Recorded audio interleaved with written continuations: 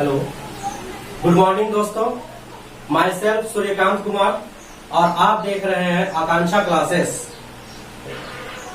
पिछले लेक्चर में मैं रिप्रोडक्शन इन ऑर्गेनिज्म के बारे में डिस्कस कर रहा था। आज उसी चैप्टर का सेकंड लेक्चर पढ़ाने जा रहा हूं। ध्यान दीजिए, 12th क्लास का चैप्टर 1 लेक्चर 2 और लेसन का नाम है रिप्रोडक्शन इन ऑर्गेनिज्म।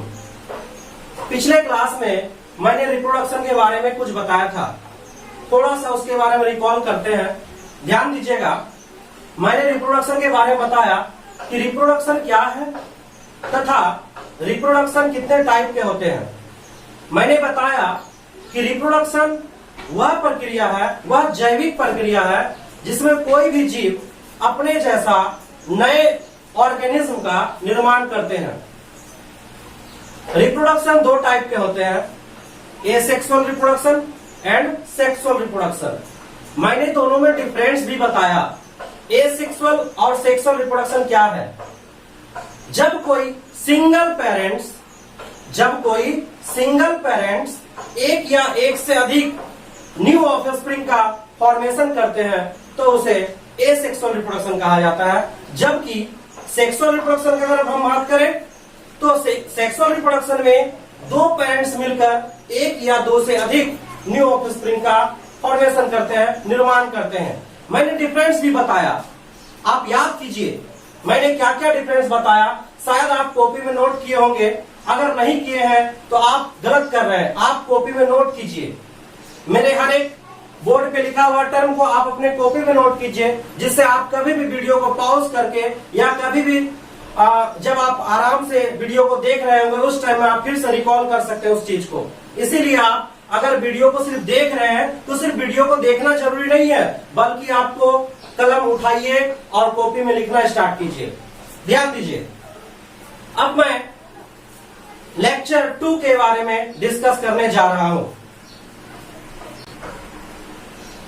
चलिए अब हम देखते हैं, कुछ इंपॉर्टेंट क्वेश्चन है। ये क्वेश्चन अक्सर एग्जाम में पूछा जा सकता है।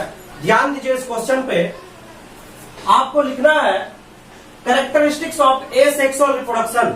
आप एसेक्सुअल रिप्रोडक्शन के बारे में जान चुके हैं, अब हमको एक सिस्टमेटिक रूप से उसका कैरेक्टर के बारे में वर्णन करना। ध्यान दीजिए, लिखा हुआ है a single parents is involve. That means asexual reproduction में आप जानते हैं कि पेरेंट्स, एक ही पेरेंट्स होता है, एक ही सिंगल पेरेंट्स इस रिप्रोडक्शन में इन्वॉल्व होते हैं। इसीलिए आप लिख सकते हैं कि एसेक्सुअल रिप्रोडक्शन का पहला कैरेक्टर आप ये लिख सकते हैं कि एसेक्सुअल रिप्रोडक्शन में एक सिंगल पेरेंट्स इन्वॉल्व होते हैं। A single parents is involve. दूसरा कैरेक्टर आप लिखिए, गैमेट्स आर नॉट फॉर्म्ड। आप जानते हैं कि एसेक्सुअल रिप्रोडक्शन में गैमेट्स का फॉर्मेशन नहीं होता है। हम तो गैमेट्स का फॉर्मेशन सेक्सुअल रिप्रोडक्शन पे बात किए थे। गैमेट्स आप जानते, ये भी जानते हैं कि गैमेट्स दो प्रकार के होते हैं, male gamete and female gametes. Male gamete को स्पर्म कहते हैं और फीमेल गैमेट को, हाँ ठीक बोले आप, ओवम कहते हैं। बिल्कुल सही जवाब। आप ध्यान दीजिए यहाँ पर कि अगर गैमेट्स का फॉर्मेशन नहीं होगा तो फिर क्या नहीं होगा? फर्टिलाइजेशन नहीं होगा। क्योंकि हम जानते हैं कि दो different gamete, male and female gamete आपस में फ्यूजन करता है और जाइगोट का फॉर्मेशन करता है, और इस प्रोसेस को फर्टिलाइजेशन कहा जाता है। फर्टिलाइजेशन सिर्फ सेक्सुअल रिप्रोडक्शन में पॉसिबल है, आप ये भी जान रहे हैं। हम पढ़ रहे हैं एसेक्सुअल रिप्रोडक्शन, तो एसेक्सुअल रिप्रोडक्शन पे अगर गैमेट्स का फॉर्मेशन नहीं होगा तो फर्टिलाइजेशन भी नहीं होगा। ध्यान दीजिए, तो नो फर्टिलाइजेशन। आप नेक्स्ट कैरेक्टर जानिए कि ओनली माइटोसिस सेल डिवीजन। आप एक बात याद रखिए कि हमारे बॉडी में दो टाइप से सेल डिवीजन होता है। क्या क्या? सेल डिवीजन दो टाइप के होते हैं, एक माइटोसिस और दूसरा मियोसिस। ध्यान दीजिए, mitosis cell division and meiosis cell division, ये दोनों में बेसिक डिफरेंस आप बस इतना जानिए कि माइटोसिस सेल डिवीजन में एक सेल से दो सेल का फॉर्मेशन होता है। फिलहाल आप इतना जानिए कि माइटोसिस सेल डिवीजन में एक सेल से दो सेल का फॉर्मेशन होता है, जबकि मियोसिस सेल डिवीजन में एक सेल से चार सेल का फॉर्मेशन होता है। दूसरा difference, mitosis cell division only one step में एक सेल से दो सेल बन जाता है, लेकिन मियोसिस सेल डिवीजन दो बार डिवीजन करता है, दो स्टेप में अपना सेल डिवीजन कंप्लीट करता है। तो ध्यान दीजिए इस बात पे। अभी बस इतना समझिए कि एसेक्सुअल रिप्रोडक्शन में माइटोसिस सेल डिवीजन होता है, जबकि सेक्सुअल रिप्रोडक्शन में इन ह्यूमन केस और other animals case sexual reproduction meiosis cell division से कंप्लीट होता है। मियोसिस सेल डिवीजन से ही स्पर्म का फॉर्मेशन होता है और इसी स्पर्म से फिर हमारा फॉर्मेशन होता है स्पर्म एंड ओवम से। ध्यान दीजिए यहां पर next character, daughter organism is identical to parents. बताया जा रहा है कि एसेक्सुअल रिप्रोडक्शन में जो न्यू डॉटर ऑर्गेनिज्म बनता है, न्यू ऑफस्प्रिंग बनता है, वो पेरेंट्स से सिमिलर होता है। ये बात हम आपको नेक्स्ट पिछले वीडियो में बताए थे कि जो एसेक्सुअल रिप्रोडक्शन है, एसेक्सुअल रिप्रोडक्शन में सारे के न्यू ऑफस्प्रिंग जो होते हैं, उस न्यू ऑफस्प्रिंग में सारे के सारे कैरेक्टर सिंगल पेरेंट्स से आता है। दैट मीन्स कि उस सिंगल पेरेंट्स में जितने सारे कैरेक्टर है 100% वो सारे कैरेक्टर न्यू ऑफस्प्रिंग में आता है। इसीलिए न्यू ऑफस्प्रिंग का कैरेक्टर सारे के सारे उसके पेरेंट्स जैसा मिलता जुलता है, इसीलिए उसे हम क्लोन भी कहते हैं। उसे क्लोन कहते हैं। क्लोन क्या है? जो जेनेटिकली एंड मॉर्फोलॉजिकली आंतरिक रूप से और बाहरी रूप से दोनों प्रकार से जो अपने पेरेंट्स जैसा दिखे उसे क्लोन कहते हैं। आपको शायद मालूम होगा कि फर्स्ट क्लोन का नाम डोली था। फर्स्ट क्लोन का नाम डोली था, जो एक सीप से तैयार किया गया था, एक भेड़ से तैयार किया गया था, और उस साइंटिस्ट का नाम था इयान विल्मट, जो स्कॉटलैंड के रहने वाले थे। उन्होंने एक भेड़ से, आप जानते होंगे कि क्लोन सिर्फ एसेक्सुअल रिप्रोडक्शन से बन सकता है, लेकिन एक साइंटिस्ट ने यह प्रूव करके दिखाया कि नहीं, क्लोन एनिमल का भी बन सकता है, और उन्होंने एक सीप का क्लोन बनाया था। आयन विल्मट्स ने, स्कॉटलैंड के रहने वाले थे, उन्होंने एक सीप का क्लोन बनाया और वो क्लोन 5 जुलाई 1996 को लंग्स डिजीज की वजह से डेथ कर गया था। फिलहाल उसके बारे में हम बात नहीं करेंगे। आप यहां देखिए कि एसेक्सुअल रिप्रोडक्शन का हम बहुत सारे कैरेक्टर्स के बारे में बात किए हैं। अब हम नेक्स्ट टॉपिक के बारे में बात करेंगे, वो देखते हैं। चलिए अब हम देखते हैं types of asexual reproduction. Asexual reproduction कितने प्रकार के होते हैं? अब अलग अलग जीवों में अलग अलग प्रकार से एसेक्सुअल रिप्रोडक्शन होता है। देखते हैं हम। एसेक्सुअल रिप्रोडक्शन का सबसे पहला टाइप है फिजन। आप ध्यान दीजिए, इस वर्ड पे ध्यान दीजिए, फिजन। फिजन और एक वर्ड होता है फ्यूजन। ये दोनों वर्ड में कंफ्यूजन होती है। फिजन एंड फ्यूजन क्या है? इस फिजन का मतलब होता है बटना, बटना, जबकि एक और होता है फ्यूजन, FUSION, फ्यूजन। इस फ्यूजन का मतलब होता है जुड़ना, जुड़ना। दैट मीन्स कि अगर आपके सामने दो सेल है, ये दो सेल है, और ये दोनों सेल आपस में जुड़ रहा है, आपस दोनों एक दूसरे की ओर जा रहा है और आपस में इस टाइप का जुड़ गया, तो ये कहलाएगा फ्यूजन। लेकिन अगर कोई सेल है, अगर कोई एक सेल है और वो आपस में बंट रहा है, डिवीजन हो रहा है, दैट मीन्स कि वो इस टाइप का डिवीजन हो रहा है और वो दो अलग अलग सेल का फॉर्मेशन कर जाएगा, तब इसे फ्यूजन कहा जाता है। तो फ्यूजन मतलब अलग होना और फ्यूजन मतलब जुड़ना। हम बता रहे थे ना कि स्पर्म और ओवम का फ्यूजन होता है, ना कि फ्यूजन होता है। समझ रहे हैं? ध्यान दीजिए। तो ये सब सेकेंडरी चीज है। यहां पर हम बात करेंगे फ्यूजन का, कि एसेक्सुअल रिप्रोडक्शन में जो पहला टाइप है फ्यूजन, वो फ्यूजन क्या है? बहुत ऐसा ऑर्गेनिज्म है जो अपने बॉडी को दो भागों में या दो से अधिक भागों में बांट देती है। तो ध्यान दीजिए, पहला एग्जाम्पल की ओर चलते हैं हम। अगर आपके सामने जैसे एक अमीबा है, आप जानते हैं कि अमीबा का डिफिनिट शेप नहीं होता, इरेगुलर शेप होता है। आप किसी भी स्ट्रक्चर में बना सकते हैं अमीबा को, इसका कोई निश्चित आकार डिफिनिट स्ट्रक्चर नहीं होता। ध्यान दीजिए, अमीबा होगा तो ऑब्वियसली उसके अंदर न्यूक्लियस होगा, क्योंकि अमीबा यूकैरियोट सेल है। और आप ये जानते हैं कि दुनिया का ऐसा कौन सा सेल है जिसके अंदर न्यूक्लियस नहीं होता है? बहुत सारे सेल हैं, उनमें से हमारे बॉडी के अंदर भी एक सेल है जिसके अंदर न्यूक्लियस नहीं पाया जाता है। ये आपको पता होगा, और अगर आपको पता नहीं है तो आप अपने से सर्च कीजिए, पूछिए किसी से, और फिर हमारे कमेंट बॉक्स में उसका आंसर दीजिए। तो इधर ध्यान दीजिए, तो अमीबा के अंदर न्यूक्लियस होता है, और ये अमीबा जब ग्रोथ करता है, जब फुल ग्रोथ करता है, तो क्या होता है कि ये अपने आप को दो भाग में बांट लेता है और दो अमीबा का फॉर्मेशन कर देता है। ध्यान दीजिए, एक अमीबा अपने आप को बांटकर दो नए अमीबा में फॉर्मेशन करता है, दो नए अमीबा का फॉर्मेशन करता है। तो एक अमीबा से दो नया अमीबा इस प्रकार नहीं बन जाता, यहां पर कुछ प्रोसेस होता है। यहां जो डिवीजन हुआ, एक सेल से जो दो सेल का फॉर्मेशन हुआ, तो ये अपने आप नहीं हुआ, यहां पर दो प्रोसेस हुआ। यहां जो सेल डिवीजन हुआ, तो यहां सेल डिवीजन दो प्रोसेस में कंप्लीट हुआ। वो दो प्रोसेस क्या है?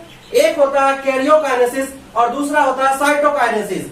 अब यहां पर आता है क्वेश्चन, कैरियोकाइनेसिस क्या है सर, साइटोकाइनेसिस क्या है? तो ध्यान दीजिए, आपको बता दें,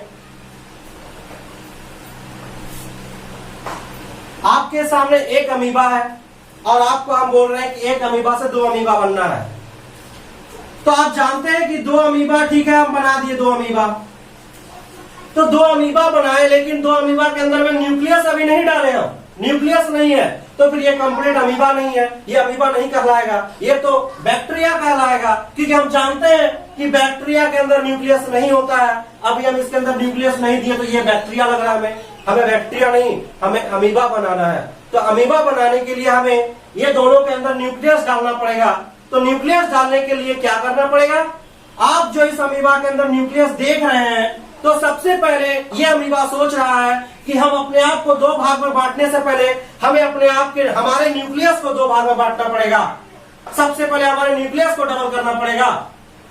फॉर एग्जाम्पल पे बात करते हैं, अगर आपका दो बेटा है और आपके पास 10 रुपया है, और दोनों बेटा आपसे 10 रुपया करके मांग रहा है, और आपके पास ओनली 10 रुपीज ही है, आप क्या कीजिएगा? किसी एक को 10 रुपया दीजिएगा, दूसरे को नहीं मिलेगा, वो रोएगा। तो सबसे पहले आपका ये काम होगा कि आप फिर से एक्स्ट्रा 10 रुपया कहीं से लाएं और दोनों को 10-10 रुपया करके दीजिए, तब दोनों खुश हो जाएगा। ध्यान दीजिए, वही कंडीशन यहां है कि एक अमीबा के अंदर एक न्यूक्लियस है और न्यूक्लियस में सेम क्रोमोसोम है जितना होना चाहिए, लेकिन दोनों न्यूक्लियस के अंदर में दोनों अमीबा बोल रहा है हमें बराबर बराबर क्रोमोसोम चाहिए। तो सबसे पहले ये अमीबा अपना क्रोमोसोम को डबल करेगा, अपने क्रोमोसोम में डिवीजन करेगा, अपने न्यूक्लियस को डबल करेगा। दैट मीन्स इसका जो न्यूक्लियस है, ये न्यूक्लियस एक से पहले दो न्यूक्लियस बनेगा अमीबा के अंदर ही। यानी कि अमीबा पहले अपने न्यूक्लियस का डिवीजन करेगा। This process is called karyokinesis, division of nucleus. Nucleus के डिवीजन को कैरियोकाइनेसिस कहा जाता है। ध्यान दीजिए, तो हम जान चुके हैं, इधर ध्यान दीजिए कि सबसे पहला प्रोसेस हमारा होगा कैरियोकाइनेसिस। कैरियोकाइनेसिस में क्या होगा? कैरियोकाइनेसिस में अमीबा तो एक ही होगा, लेकिन उसके अंदर में न्यूक्लियस दो हो जाएगा। Cairo that means nucleus, kinesis का मतलब भी होता है डिवीजन, दैट मीन्स बंटना। न्यूक्लियस का बंटना कैरियोकाइनेसिस। ध्यान दीजिए, तो यहां पर कैरियोकाइनेसिस हो गया। अब हमारे पास 20 रुपया हो गया, दैट मीन्स दो न्यूक्लियस हो गया। अब हम 10-10 रुपया करके अपने बेटे को दे सकते हैं। ध्यान दीजिए, वही कंडीशन है यहाँ पर कि दो न्यूक्लियस हमारे पास हो गया, अमीबा के पास हो गया। अब ये अमीबा एक एक न्यूक्लियस दोनों अमीबा को दे देगा। दैट मीन्स अब ये चाहेगा कि अब सेल डिवीजन होगा, अब ये सेल डिवीजन से जुड़ना चाहेगा और ये हमारा अमीबा दो भाग में बंटना चाहेगा, इस टाइप का बढ़ जाएगा और दोनों न्यूक्लियस एक एक के पास चला जाएगा। और ये प्रोसेस हमारा कहलाएगा साइटोकाइनेसिस। क्या कहलाएगा? साइटोकाइनेसिस। ध्यान दीजिए, तो दोनों टर्म बहुत डिफरेंट है, cytokinesis and karyokinesis. Karyokinesis that mean division of nucleus, then cytokinesis that mean division of cell, cytoplasm. ध्यान दीजिए कि यहां पर हमारा दो न्यूक्लियस का फॉर्मेशन हो गया, दो न्यूक्लियस से हमारा दो सेल बन जाएगा और फाइनली ये दोनों सेल अलग अलग हो जाएगा। फाइनली ये दोनों सेल अलग अलग हो जाएगा, दोनों में एक एक न्यूक्लियस चला जाएगा और हमारा दो न्यू अमीबा का फॉर्मेशन हो जाएगा। इस प्रकार से एक अमीबा से दो नए अमीबा का फॉर्मेशन हो चुका है और ये पूरा का पूरा प्रोसेस सेल डिवीजन कहलाया। सेल डिवीजन सिर्फ साइटोकाइनेसिस या कैरियोकाइनेसिस से कंप्लीट नहीं हो सकता है। हाँ, कुछ कुछ रेयर केस है, ऐसा बहुत ऐसा ऑर्गेनिज्म है जिसमें सिर्फ और सिर्फ कैरियोकाइनेसिस से सेल डिवीजन कंप्लीट होता है। आपको बताएंगे, इसके आगे बताएंगे कि कौन ऐसा ऑर्गेनिज्म है जिसमें साइटोकाइनेसिस नहीं होती है।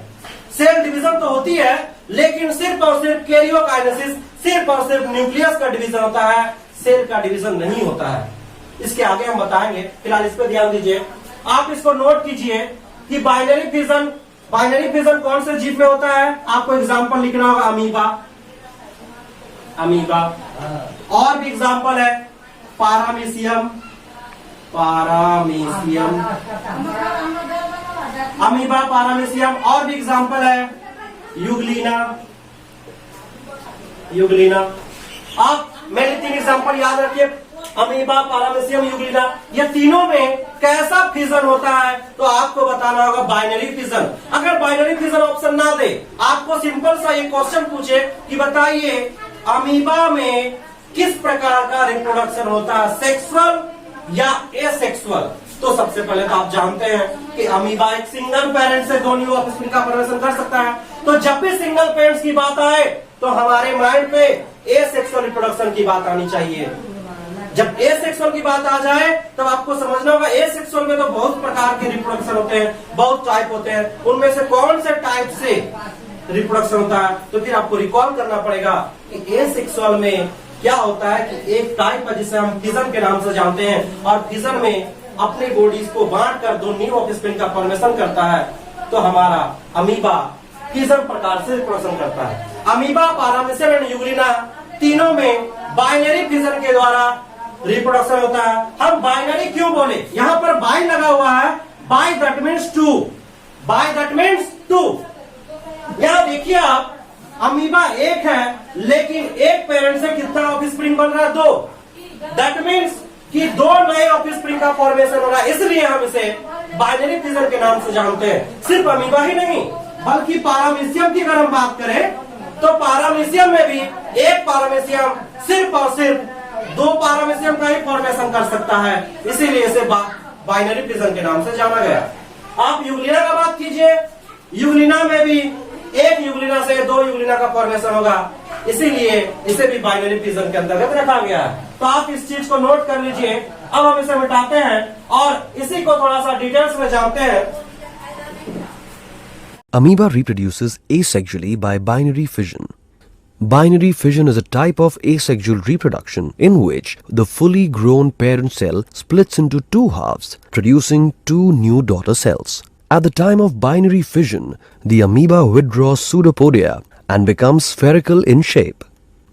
The nucleus splits longitudinally and divides into two daughter nuclei. These daughter nuclei move towards opposite poles. This is followed by the elongation of the parent cell. A fissure appears in the middle of the cytoplasm between the two daughter nuclei, dividing the cells into two equal halves.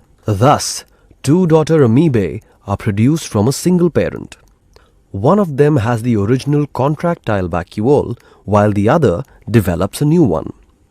The entire process of binary fission is completed in less than half an hour, but this time varies with temperature. चलिए अब हम देखते हैं कि binary fission हम समझ चुके हैं कि बाइनरी फिजन में एक ऑर्गेनिज्म दो नए ऑर्गेनिज्म का फॉर्मेशन करता है। फॉर एग्जाम्पल पे बात करें, जैसे एक मार्कर को आप एक ऑर्गेनिज्म समझिए। ध्यान दीजिए, अगर आपके सामने एक मार्कर है और ये एक ऑर्गेनिज्म के जैसा बिहेव कर रहा है, तो ये दो भाग में बढ़ रहा। जैसे ये दो मार्कर है, एक मार्कर से दैट मींस एक ऑर्गेनिज्म से दो न्यू ऑर्गेनिज्म का फॉर्मेशन हुआ। तो इस ऑर्गेनिज्म से दो ऑर्गेनिज्म जो बना तो किसी न किसी तरीके से बना होगा। जैसे बात करें हम कि आपके सामने एक मनुष्य ही है और हम बोल रहे हैं कि मनुष्य को दो भाग में बांटना है, तो आप इसको क्या कीजिएगा? आपके पास दो तरीके हैं। पहला तरीका, या तो आप इस मनुष्य को सीधा यहां से काट दीजिएगा, दो भाग में बढ़ जाएगा, एक हाथ इधर एक हाथ इधर, एक पैर इधर एक पैर उधर। या तो दूसरा ऑप्शन है आपके पास, यहां से नहीं काट के आप इसको इस तरीके से काटिएगा, एक साइड ऊपर रह गया एक साइड नीचे हो गया। यानी कि आपके पास दो तरीका है काटने का। अगर आप किसी को ऊपर से काट रहे हैं दैट मीन्स आप लॉन्गिट्यूडनल सेक्शन कर रहे हैं, लंबवत काट रहे हैं आप। और अगर किसी को आप इस तरीके से काट रहे हैं दैट मीन्स आप ट्रांसवर्स सेक्शन कर रहे हैं। मतलब ये होता है कि काटने का मेनली दो तरीका होता है, और भी कई तरीका होता है। मेनली हम आपको बताना चाह रहे हैं कि हम जो कोई चीज को काटते हैं तो दो तरीके से, या तो उसको लंबे तरीके से लंबवत, या तो बीच से ट्रांसवर्स। यानी कि हमारे पास दो तरीका है। पहला है लॉन्गिट्यूडनल बाइनरी फिजन और दूसरा है ट्रांसवर्स बाइनरी फिजन। एग्जाम्पल समझिए, ध्यान दीजिए। आपके पास लॉन्गिट्यूडनल बाइनरी फिजन का एग्जाम्पल दिया हुआ यूग्लिना। आप यूग्लिना के बारे में सुने होंगे। बताइए यूग्लिना कितने सेल के बने होते हैं? यूनिसेलुलर होता है या मल्टी सेलुलर होता है? कमेंट बॉक्स पे आप अपना आंसर दीजिए। ध्यान दीजिए, यूग्लिना, ये यूग्लिना हमारा, ये हमारा यूग्लिना है। आप बोलिएगा सर क्या बना दिए हैं? दिल बना दिए हैं क्या? नहीं नहीं, दिल नहीं है। आपको फिगर समझना है। फिगर क्या कैसे बन रहा, बायोलॉजी में फिगर किस तरीके से बन रहा है ये डिपेंड नहीं करता है उस फिगर में मटेरियल क्या है, आप कितना समझते हैं उस फिगर को, कितना आप उस फिगर को लेवल्ड करते हैं, ये डिपेंड करता है। ना कि फिगर किस तरीके से बन रहा ये डिपेंड नहीं करता। उतना करता जरूर है लेकिन उतना नहीं करता है जितना कि उसमें मटेरियल क्या है ये डिपेंड करता है। ध्यान दीजिए। तो आप दूसरी बात कि सेल का कोई डिफरेंट स्ट्रक्चर होता नहीं है। ये यूग्लिना का स्ट्रक्चर है और ये है उसका फ्लैजेला। क्या कहते हैं? फ्लैजेला। ये फ्लैजेला क्या है? ये फ्लैजेला यूग्लिना का लोकोमोटरी ऑर्गन है। ये क्या है? Locomotory organ. लोकोमोटरी ऑर्गन क्या है? लोकोमोटरी ऑर्गन का मतलब होता है हमारे बॉडी या किसी भी ऑर्गेनिज्म का वैसा पार्ट जिसके द्वारा वो एक स्थान से दूसरे स्थान जाता है, वो पार्ट उसका लोकोमोटरी ऑर्गन कहलाता। फॉर एग्जाम्पल मेरा ही, हम यहाँ से जो मूवमेंट कर रहे हैं, आप जो मेरा मूवमेंट देख रहे हैं, तो हम एक स्थान से दूसरे स्थान जो मूव कर रहे हैं तो अपने पैरों से कर रहे हैं, तो हमारा पैर हो गया हमारा लोकोमोटरी ऑर्गन। आप बर्ड्स को देख लीजिए, चिड़िया को देख लीजिए, चिड़िया उड़ती है, एक स्थान से दूसरे स्थान जाती है, वो अपने पंख के द्वारा पैर का भी इस्तेमाल करता है, लेकिन वो अपने पैर से ज्यादा अपने विंग्स का इस्तेमाल करती है। इसीलिए बर्ड्स का अगर लोकोमोटरी ऑर्गन पूछा जाए तो आप विंग्स आंसर लगाइए। ध्यान दीजिए। तो आप समझ चुके होंगे कि लोकोमोटरी ऑर्गन क्या है। तो लोकोमोटरी ऑर्गन समझने से पहले आप एक चीज और समझ लिए होंगे कि लोकोमोशन क्या है। लोकोमोशन क्या है? आप जानते हैं लोकोमोशन मतलब क्या होता है? लोकोमोशन क्या है जान रहे हैं? ध्यान दीजिए। जब कोई जीव एक स्थान से दूसरे स्थान एनर्जी खर्च करते हुए जाती है, हम कभी भी कोई भी ऐसा जीव नहीं है एक स्थान से दूसरे स्थान जाए उसके बॉडी में एनर्जी खर्च ना हो। एनर्जी कुछ न कुछ मात्रा में जरूर खर्च होती है और इस प्रक्रिया को जब स्थान प्लेसमेंट जो चेंज कर रहे हैं हम, ये प्रक्रिया हमारा लोकोमोशन कहलाता है। और प्लेसमेंट चेंज हम जिस ऑर्गन के द्वारा करते हैं उस ऑर्गन को लोकोमोटरी ऑर्गन कहा जाता है। और आप ये जान लीजिए कि यूग्लिना का लोकोमोटरी ऑर्गन का नाम फ्लैजेला है। पहली बात कि लोकोमोटरी से लोकोमोशन करता है। यूग्लिना पानी में होता है, फ्रेश वाटर ऑर्गेनिज्म है ये फ्लैजेला को मूव करता है और ये पानी में एक स्थान से दूसरे स्थान जाता है। दूसरा फंक्शन फ्लैजेला का ये हो सकता है, ये यूनिसेलुलर ऑर्गेनिज्म है। अगर वाटर में कहीं पर फूड पार्टिकल्स है कि ये फूड पार्टिकल्स में अपना फ्लैजेला को टच करेगा और उस फ्लैजेला पे फूड पार्टिकल्स चिपक जाएगा और फिर क्या होगा, इसी फ्लैजेला होते हुए सेल के अंदर चला जाएगा, जिससे उसका डाइजेशन कंप्लीट होगा, उसका भोजन कंप्लीट होगा। ध्यान दीजिए, तो हम बात कर रहे हैं यूग्लिना का। तो यूग्लिना में आप जान चुके हैं कि यूग्लिना का लोकोमोटरी ऑर्गन फ्लैजेला कहलाता है। और ये भी जान लीजिए कि अगर यूग्लिना एक सेल का है तो उसमें न्यूक्लियस भी होगा एक। और आप एक बात और जान लीजिए कि यूग्लिना एक ऐसा एनिमल है जिसमें प्लांट का भी कैरेक्टर है। अब बोलिएगा सर प्लांट का क्या कैरेक्टर है? तो ध्यान दीजिए, अगर आपसे कभी क्वेश्चन पूछा जाए कि एक ऐसा एनिमल का नाम बताइए, एक ऐसा एनिमल का नाम बताइए जिसमें प्लांट का भी कैरेक्टर है, तो वो एनिमल हमारा एनिमल वो यूग्लिना कहलाएगा। क्यों यूग्लिना कहलाएगा? तो ध्यान दीजिए आप, हमारे यूग्लिना के अंदर में होता है क्लोरोप्लास्ट। क्या होता है? क्लोरोप्लास्ट। यूग्लिना के अंदर होता है क्लोरोप्लास्ट। आप जानते हैं कि क्लोरोप्लास्ट प्लांट का कैरेक्टर है। अगर हमारे बॉडी में क्लोरोप्लास्ट होता तो आज हमें या आपको भोजन खाने की जरूरत नहीं पड़ती।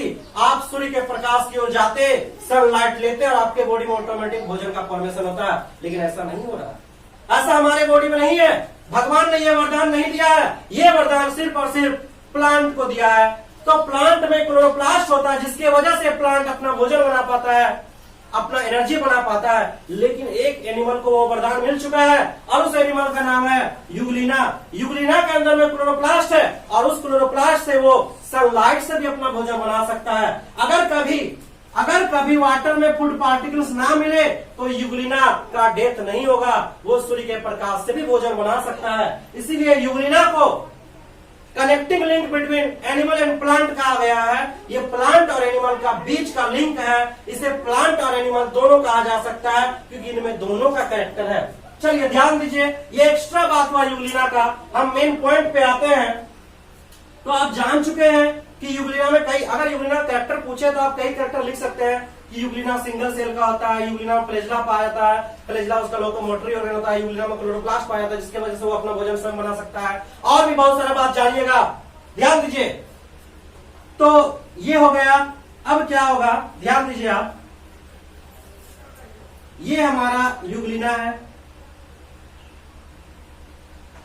न्यूक्लियस एक है और इस यूग्लिना को डिवीजन करना है, इस यूग्लिना को डिवीजन करना है और बाइनरी डिवीजन करना है, बाइनरी फिजन करना है। बाइनरी फिजन में भी लॉन्गिट्यूडनल बाइनरी फिजन करना है। लॉन्गिट्यूडनल का मतलब होता है लंबवत। अब ध्यान दीजिए, तो सबसे पहले जो डिवीजन होगा, तो आपको ये बात पता है कि सबसे पहले एक न्यूक्लियस से दो न्यूक्लियस जो बनेगा, सॉरी एक यूग्लिना से दो यूग्लिना जो बनेगा, तो न्यूक्लियस को दो होना जरूरी है। इसीलिए सबसे पहले जो होगा न्यूक्लियस का डिवीजन होगा, यानी दो न्यूक्लियस बनेगा। इसे हम कैरियोकाइनेसिस के नाम से जानते हैं, कैरियोकाइनेसिस, जो कि आप जान रहे हैं। न्यूक्लियस का डिवीजन होगा और जैसे न्यूक्लियस का डिवीजन हो गया, अब ध्यान दीजिए कि हमारा यूग्लिना बीच से बंटने लगेगा। इस टाइप्स में बीच से वो बंटने लगा, ध्यान दीजिए, और दो साइड फ्लैजेला हो जाएगा, दो न्यूक्लिना अलग, न्यूक्लियस अलग अलग हो जाएगा। ध्यान दीजिए इस पोर्शन पे, हमारा जो यूग्लिना था ये बीच से बंटने लगा और फाइनली जो है हमारा दो अलग अलग यूग्लिना बन जाएगा। फाइनली हमारा दो अलग अलग यूग्लिना का फॉर्मेशन होगा और दोनों में एक एक न्यूक्लियस चला जाएगा। तो आप देख सकते हैं कि यहाँ दो ऑफस्प्रिंग का फॉर्मेशन हुआ। पेरेंट्स एक ही है, एक पेरेंट से दो ऑफस्प्रिंग, दो न्यू ऑफस्प्रिंग का फॉर्मेशन हुआ, लेकिन यहाँ पर जो नया ऑफस्प्रिंग बना, जो एक यूग्लिना जो डिवीजन किया, ये लंबवत डिवीजन किया, लॉन्गिट्यूडनल डिवीजन किया। इसीलिए हम बोल सकते हैं कि हमारा यूग्लिना लॉन्गिट्यूडनल बाइनरी फिजन के द्वारा रिप्रोडक्शन करता है। शायद आप समझ गए होंगे अब तक कि यूग्लिना किस प्रकार का रिप्रोडक्शन करता है। आप डिटेल्स में बात करें तो डायरेक्ट बोल दीजिए एसेक्सुअल रिप्रोडक्शन, फिर बताइए बाइनरी फिजन, और नहीं तो आप ये बता दीजिए कि लॉन्गिट्यूडनल बाइनरी फिजन के द्वारा यूग्लिना रिप्रोडक्शन करता है। आगे देखते हैं। चलिए अब हम बात करते हैं ट्रांसवर्स बाइनरी फिजन के बारे में। आप लॉन्गिट्यूडनल के बारे में जान चुके हैं, रिकॉल करने की जरूरत नहीं है, वो वीडियो को आप पीछे करके फिर से रिकॉल कर सकते हैं। हम आगे बढ़ते हैं ट्रांसवर्स बाइनरी फिजन के बारे में। आप एग्जाम्पल याद रखिए, ट्रांसवर्स बाइनरी फिजन का एग्जाम्पल होता है पारामीशियम। पारामीशियम आप सुने होंगे पारामीशियम के बारे में। पारामीशियम यूनिसेलुलर होता है या मल्टी सेलुलर, ये भी आप कमेंट बॉक्स पे इसका आंसर दीजिए। ध्यान दीजिए आप, ये हमारा पारामीशियम है।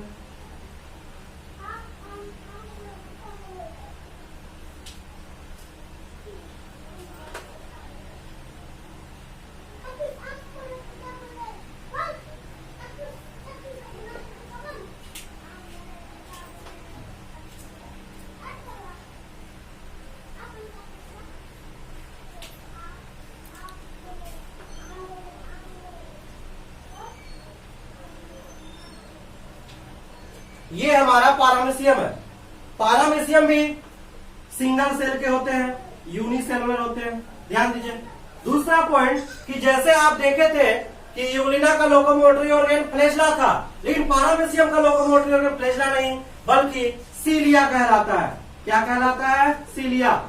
पारामीशियम का लोकोमोटरी ऑर्गन अगर आपसे पूछे तो आपको आंसर बताना है सीलिया। इसके पूरे बॉडी में सीलिया होता है, चारों तरफ सीलिया होता है, पेरिफेरी होता है, आप जानते हैं। जबकि यूग्लिना में केवल एक फ्लैजेला होता है, एक हो सकता है, दो हो सकता है या तीन हो सकता है, उससे ज्यादा नहीं हो सकता है। लेकिन पारामीशियम में अनेकों सीलिया पाए जाते हैं। और सबसे इंपॉर्टेंट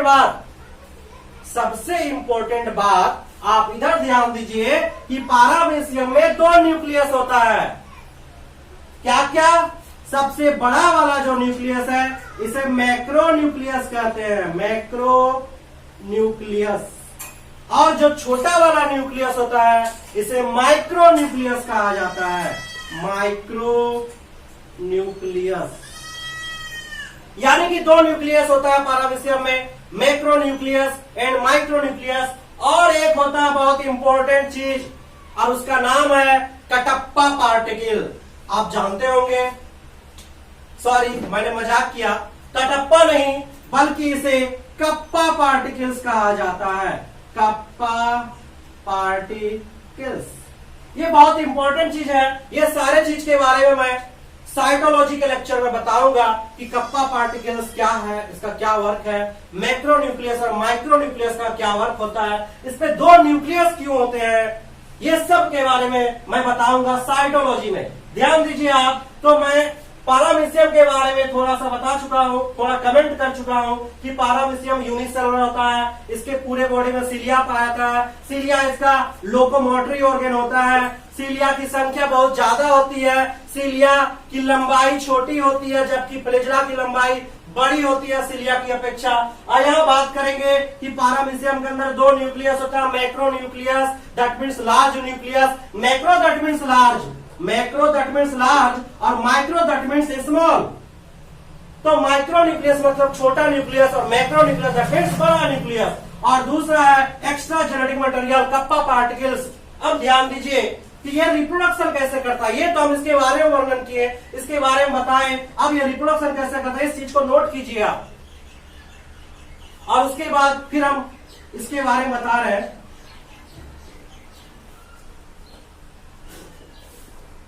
मान लीजिए कि ये हमारा पारामीशियम है